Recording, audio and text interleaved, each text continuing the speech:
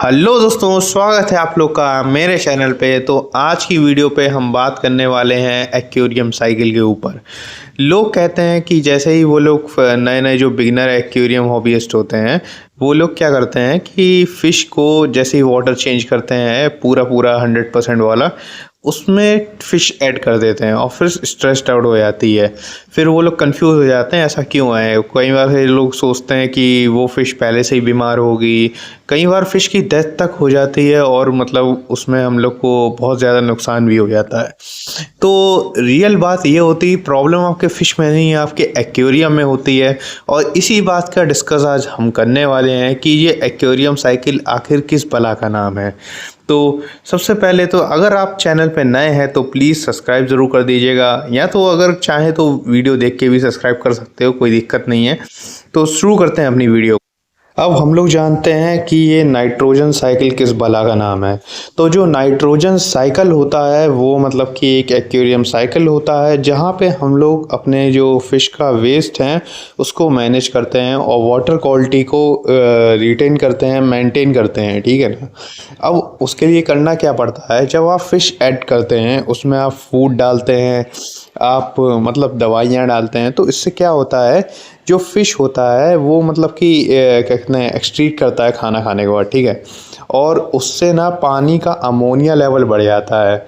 आपने देखा होगा नॉर्मली जो पानी है जो गंदा होता है वो येलो रंग का होने लगता है। वो इसलिए होता है क्योंकि जो पानी का अमोनिया लेवल है बढ़ जाता है, और जो वो अमोनिया फ़िश के लिए बहुत ज़्यादा खतरनाक है।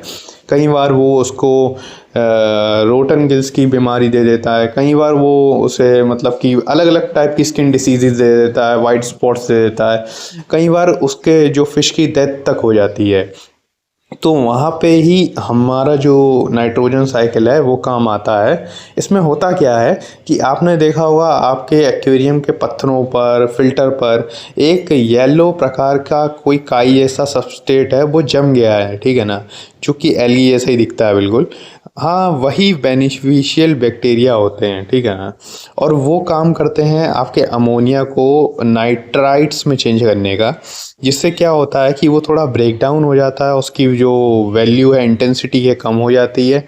और फिर बैक्टीरिया उसे नाइट्राइट से नाइट्रेट में चेंज कर देते हैं, जिससे उसकी इंटेंसिटी और भी कम हो जाती है। अब बात आती है फिर क्या मतलब कि एक्वेरियम में हम लोग उसको मेंटेन करने के लिए करते हैं। तो नाइट्रेट्स का लेवल हम लोग मेंटेन कर सकते हैं through water changes, through medicines और थ्रू लाइफ प्लांट्स, ठीक है ना।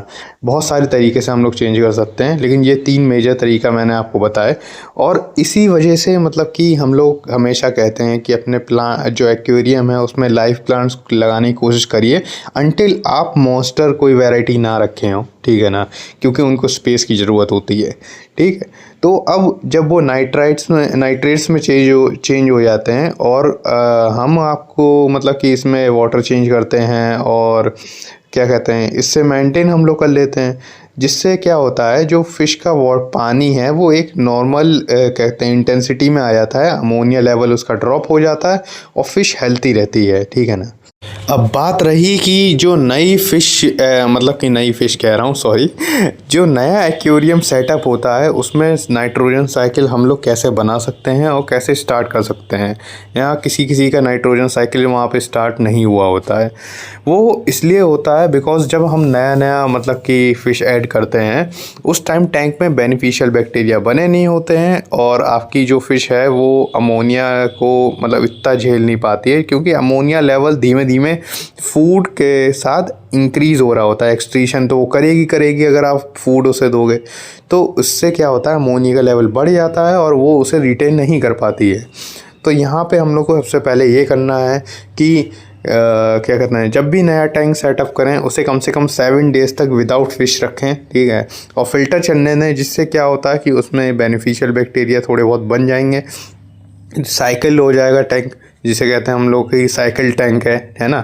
दूसरी चीज़ हम लोग ये कर सकते हैं कि फ़िश को ओवर फीडिंग ना करिए, मतलब कि अच्छे लेवल तक दीजिए, कहीं ऐसा ना हो वो भूखी रहे, लेकिन एक ओवर फीड होता है वो कि जो दाना खा ही नहीं रही है, कोने में पड़ा हुआ है, वो मत करिए, ठीक है ना। और तीसरी चीज़ मैं हमेशा ये कहूँगा कि जो आपका फ़िल्टर है उसको तभी साफ़ करिए जब वो बहुत ज़्यादा भर के गंदा हो जाए, क्योंकि क्या होता है ना कि फ़िल्टर को आप बार बार साफ़ करेंगे तो उसमें जो बेनिफिशियल बैक्टीरिया है उसकी कॉलोनी बन ही नहीं पाती है, ठीक है ना। इस वजह से भी कई बार नुकसान हो जाता है। तो यही 3 चीज़ों का आपको मेनली ध्यान रखना है, ठीक है।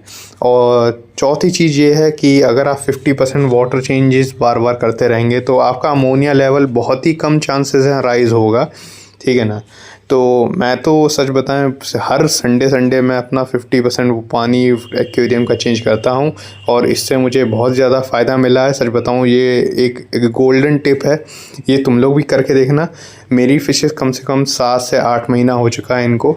इससे पहले मैं सिकलेट्स रख रहा था लेकिन अभी ये फ़िलहाल रख रहा हूँ और सच बताएं ये बहुत ही ज़्यादा हेल्थी चल रही हैं और इनका साइज़ भी ग्रोथ हो रहा है अच्छा खासा। तो यही आज का वीडियो का टॉपिक था और इसी के ऊपर हम लोग बात करने आए थे। अगर आपको वीडियो पसंद आई है तो प्लीज़ लाइक और सब्सक्राइब ज़रूर करके जाना और मिलते हैं अगली वीडियो पे। अगर आप लोग को और कोई चीज़ जाननी हो तो उसका कमेंट में मेंशन कर दीजिएगा, मैं उसकी वीडियो अगली बार में ले आऊँगा। तो थैंक यू फॉर वॉचिंग।